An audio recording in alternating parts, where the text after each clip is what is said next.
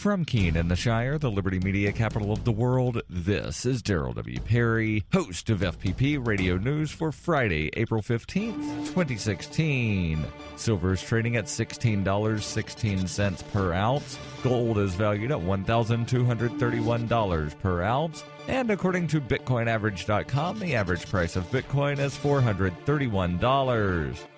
Antiwar.com reports after delaying the vote on a new cabinet from Tuesday to Thursday, Iraq's parliament canceled the vote entirely on Thursday, following up a fistfight-dominated Wednesday session with one in which they fired the Speaker of Parliament, Salim al-Jabouri. Jabouri's ouster was seen primarily as a move against Prime Minister Haider Abadi, but also riled the nation's Sunni Arab minority as he was materially the last high-ranking Sunni Arab government figure left. Jabouri and his supporters, however, are complaining that the vote was unconstitutional and that the parliament lacked a quorum. The indications are that it was extremely close to the 170-man quorum count, with the official figure at 173. Abadi's technocrat cabinet is supported by the Sunni Arab bloc along with the Muqtada al-Sadr Shiite faction, but opposed by Abadi's own larger Shiite faction and the Kurds. Jabouri had threatened to dissolve parliament and call new elections in the face of continued opposition to the cabinet. Abadi's position is seen as extremely tenuous, with most of his own bloc predicting his ouster for months and his faction's real leader, former Prime Minister Nouri al-Maliki, seeking to have him replaced.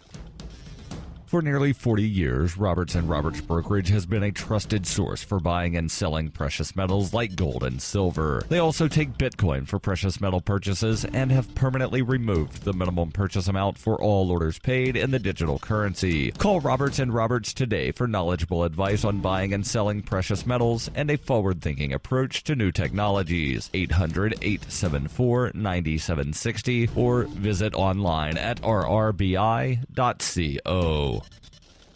UPI reports Tennessee Governor Bill Haslam on Thursday vetoed a controversial piece of legislation that seeks to make the Bible the state's official book. In vetoing the bill, Haslam cited a legal opinion issued last year that the bill could be a violation of the state and federal constitutions, according to the Tennessean. Further, Haslam said he believed the legislation, if passed, would minimize the religious text. Haslam wrote in a letter to House Speaker Beth Harwell, "In addition to the constitutional issues with the bill, my personal feeling is that the bill trivializes the Bible, which I believe is a sacred text. If we are recognizing the Bible as a sacred text, then we are violating the Constitution of the United States and the Constitution of Tennessee by designating it as the official state book. The bill would have made Tennessee the first state in the nation to make the Bible its official state book." Thursday's was just the fourth veto of Haslam's 5 years in office. The issue, however, is not dead. The bill's main sponsor in the Tennessee Senate said he would submit the measure to the legislature to override Haslam's veto. To do that, both chambers only need the action approved by a simple majority, 50 votes in the House and 17 in the Senate. Those votes are expected to occur when the legislature returns from a recess on Monday.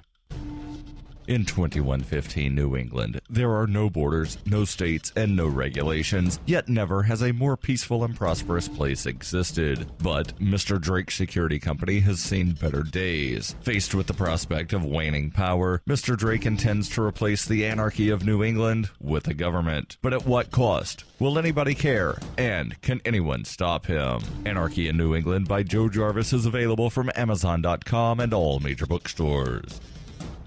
Reuters reports thousands of low-wage workers marched in New York, Los Angeles, and other U.S. cities on Thursday, calling for a minimum wage of $15 per hour in a cause that has scored major legislative victories in California and New York State in recent weeks. The union-backed Fight for 15 campaign has expanded since its inception in 2012 from a movement mostly centered on the fast food industry to encompass other low-wage sectors such as home health care, retail outlets, and hospitals. Much of the attention in Thursday's rallies, in what some organizers called a National Day of Action, was on McDonald's fast food eateries, the world's biggest restaurant chain by revenue. Demonstrators said they want to get to a $15 minimum any way they can, whether that happens at the state or city level or even via individual companies. New York Governor Andrew Cuomo spoke at the rally in Times Square on a day that also saw Democratic presidential candidates Hillary Clinton and Bernie Sanders express support for the marchers.